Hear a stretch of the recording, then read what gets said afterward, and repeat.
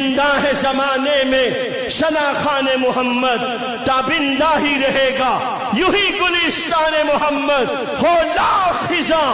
لالا و گل کھلتا ہی رہے گا،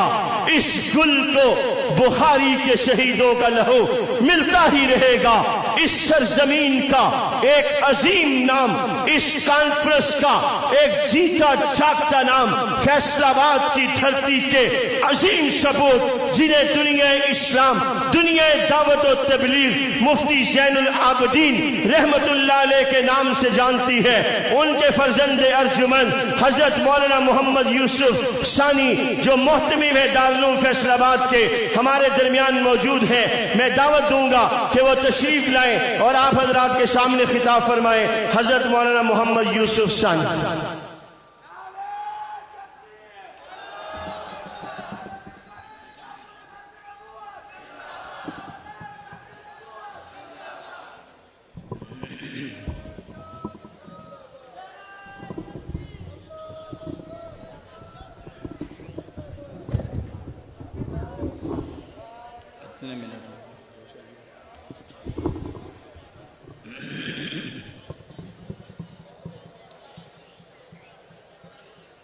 نحمده ونصلي على رسوله الكريم اما بعد۔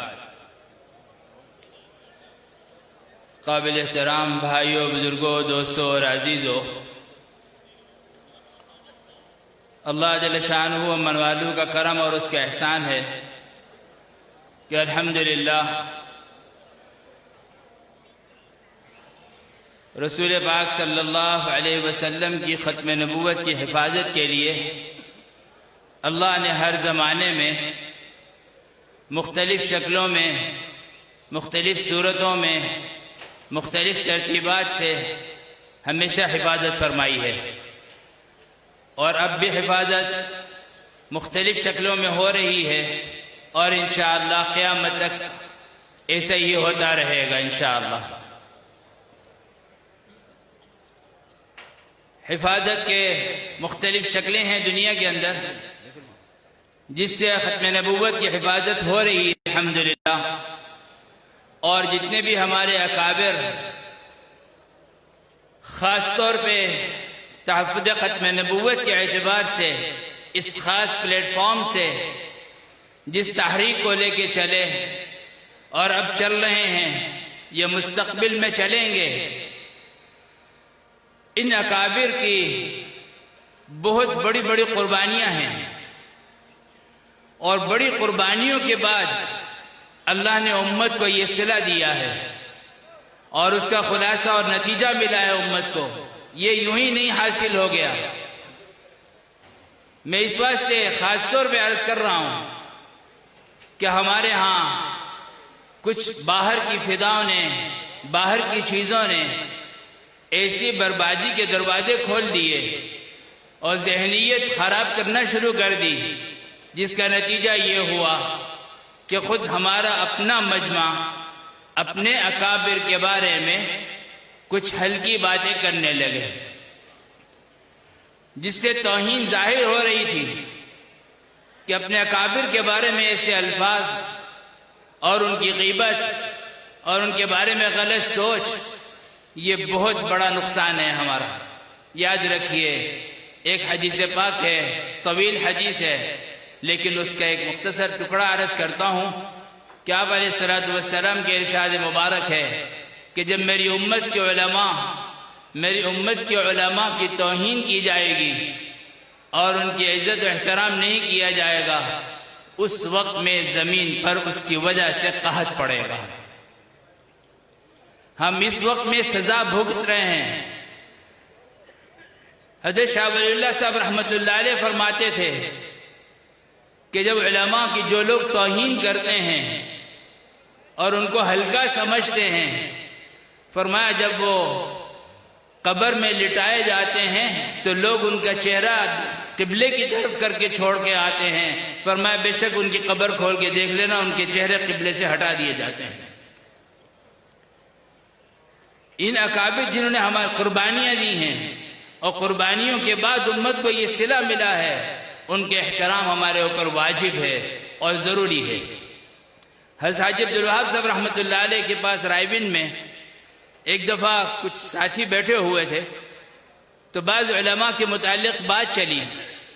جس پر کسی نے کہہ دیا کہ جی حضرت وہ تو سیاسی مولوی صاحب ہیں۔ حضرت حاجی صاحب رحمۃ اللہ علیہ ایک دم جلال میں اور غصے میں آ گئے، اور غصے میں آ کے فرمانے لگے زبان سنبھال کے بولو، تمہیں معلوم ہے کہ یہ جو ہمارے علماء اسمبلیوں میں گئے ہیں، تم سمجھ لو میں قسم کھا کے کہتا ہوں کہ اللہ کی قسم اگر یہ علماء اسمبلیوں میں نہ ہوتے تو جو اسمبلیوں میں بیٹھے ہوئے ہیں وہ تمہاری زبانوں سے کلمہ تک چھین لیتے۔ ان کی قدر بہت ضروری ہے کہ ہم ان کی قدر کریں، اور اللہ کی قسم ہم خوش نصیب ہیں کہ اللہ نے ہمیں ایسی بڑی اور بہت بڑی اور بہت ذمہ دار قیادت دی ہوئی ہے، جن کی برکت سے اللہ کا کرم ہے کہ اسلام بھی محفوظ ہے، اسلام والے بھی محفوظ ہیں، کہ ہمیں تحفظ جو ملا ہے وہ ان اکابر کی جدوجہد سے اور مبارک محنت سے ملا ہے۔ دوسری بات عرض کروں گا، دوسری بات یہ ہے کہ جیسے میں نے عرض کیا کہ مختلف طرق چل رہے ہیں اس زمانے میں، تو آپ صلی اللہ علیہ وسلم کے بارے میں اللہ نے تعریف فرمائی کہ لَقَدْ كَانَ لَكُمْ فِي رَسُولِ اللَّهِ أُسْوَةٌ حَسَنَةٌ، کہ آپ بہترین نمونہ زندگی ہیں۔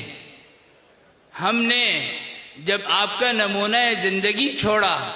اس کی وجہ سے غیروں کو راستے ملے ہیں اندر آنے کے، اور غیروں نے آ کر کے ڈکیتیاں کی ہیں، اور غیر داخل ہو کر کے انہوں نے اپنی چخ بازی کی ہے، اور داخل ہو کر کے مسلمانوں سے اعمال کو چھڑوایا ہے۔ آج اس مبارک مجلس میں اکابر موجود ہیں، ان کی موجودگی میں مبارک وقت میں مجلس ختم ہونے سے پہلے یہ عزم کر کے ہم اٹھیں کہ انشاءاللہ آج کے بعد ہمارا کوئی عمل خلاف سنت نہیں ہوگا انشاءاللہ۔ کہیے انشاءاللہ۔ بہت کمزور ہے انشاءاللہ کہ ہر عمل میں سنت کو ہم زندہ کریں گے۔ ہر عمل اگر سنت پہ آ گیا، اللہ کی قسم بہت بڑا حفاظت کا دروازہ ہے یہ، اور کسی غیر کو کہیں سے بھی داخل ہونے کا راستہ نہیں ملے گا انشاءاللہ۔ اور میں آخر میں ایک چھوٹا سا قصہ نقل کر کے اپنی بات ختم کر رہا ہوں۔ ہمارے ہاں مدینہ منورہ میں حرم شریف میں شیخ ابو بکر الجزائری رحمۃ اللہ علیہ، جن کا بھی کرونا سے پہلے انتقال ہوا، اور ان کا مغرب کے بعد بہت بڑا ماشاءاللہ اجتماع ہوتا تھا، بہت لوگ بیٹھتے تھے ان کے درس میں۔ ایک دن درس میں تشریف لائے تو آتے ہی ممبر پہ بیٹھے اور طالب علم سے کہا کہ حدیث پڑھو، عبارت پڑھو۔ اس نے ابھی تھوڑی عبارت پڑھی تھی کہ ایک دم بے ساختہ چھوٹ کے رو دیا، اور مسلسل روتے چلے گئے، سسکی بن گئی۔ کچھ لوگ اٹھے، کچھ گھٹنے پہ ہاتھ رکھا، کوئی کندھے پہ ہاتھ رکھا، تسلی دی۔ تھوڑی طبیعت سنبھلی تو پوچھا کہ کیوں آپ رو رہے ہیں؟ فرمایا آج رات میں نے عجیب خواب دیکھا ہے کہ میں یہیں مسجد نبوی شریف میں ہوں، اور یہاں ایک قبر مبارک ہے، تو میں پاس سے گزرتے ہوئے محسوس کر رہا ہوں کہ قبر کے اندر کچھ بے چینی اور کرب کی کیفیت ہے۔ کہا مجھے بڑا تعجب ہوا کہ مرنے کے بعد قبر میں بے چینی اور کرب۔ کہا میں ابھی انتظار میں کھڑا تھا، دیکھ ہی رہا تھا کہ اچانک وہ قبر پھٹی، اور جناب رسول اللہ صلی اللہ علیہ وسلم تشریف لائے باہر، اور جلدی سے چلتے ہوئے تیز قدموں کے ساتھ باب السلام کی طرف تشریف لے گئے، اور باب السلام کے پاس ایک پتھر پڑا ہوا تھا، اس پہ تشریف فرما ہوئے، اور میں جلدی آگے بڑھا، میں نے سلام عرض کیا، مصافحہ کیا، اور آپ کا قدم بوسی کی، اور میں نے عرض کیا یا رسول اللہ میں آپ کو بہت غمزدہ دیکھ رہا ہوں، کیا وجہ ہے؟ بہت غمزدہ ہیں آپ۔ تو سامنے سے ایک آدمی ایسا گزر رہا تھا جو خلاف سنت والی زندگی والا تھا، اس کی طرف اشارہ کرتے ہوئے فرمایا ان لوگوں نے میرا دل دکھا رکھا ہے۔ میں نے اس وقت سے خاص طور پہ گزارش کی ہے کہ اس مبارک مجلس میں، مبارک گھڑی میں، مبارک وقت میں، بہت مبارک وقت میں ہیں آپ لوگ، بہت مبارک گھڑی میں ہیں، اور مبارک اکابر کی موجودگی میں ہیں، یہاں سے عزم کر کے اٹھیے اور ابھی عزم کیجئے کہ انشاءاللہ کبھی آج کے بعد اپنے نبی کا دل نہیں دکھائیں گے انشاءاللہ۔ غیر تو بدبختی کر ہی رہا تھا اور ہمارے اکابر اس کا قلع کما کرنے میں لگے ہوئے ہیں، لیکن کم از کم ہم مسلمان ہونے کی حیثیت سے یہ تو عزم کریں کہ میں اپنی زندگی کے اعتبار سے، اپنے اعمال کے اعتبار سے کم از کم اپنے نبی کا دل نہ دکھاؤں میں۔ کیوں بھائی سب عزم کرتے ہیں انشاءاللہ؟ اللہ آپ کو مجھے سب کو عمل کی توفیق نصیب فرمائے۔